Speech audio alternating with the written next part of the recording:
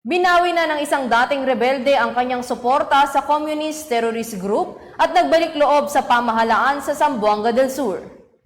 Patuloy pa rin inihimo ng pambansang pulisya ang mga titirapang rebeldeng grupo na sumuko na sa pamahalaan para matamasa ang magagandang programa ng gobyerno para sa kanila. Yan ang ulat ni Patrolwoman Gian Primitiba.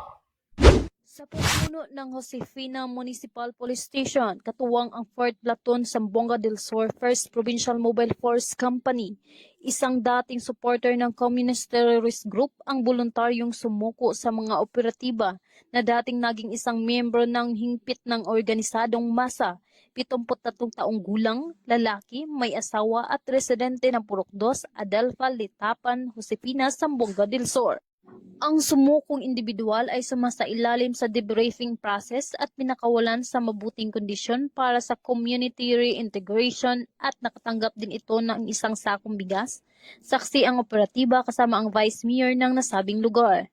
Bilang taga-suporta sa mga programa ni Pangulong Ferdinand Bongbong Marcos Jr., patuloy na hinihikayat ng mga kapulisan ang mga natitirang CTG na sumuko at gamitin ang tulong na inaalok ng gobyerno sa pamamagitan ng Enhanced Comprehensive Local Integration Program or ECLIP at iba pang programa ng kasalukuyang administrasyon upang matulungan silang magkaroon ng bagong pananaw at mapayapang pamumuhay kasama ang kanilang pamilya tungo sa bagong Pilipinas.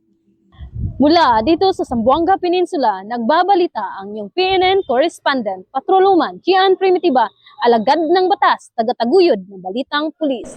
Maraming salamat, Patrolwoman Primitiba.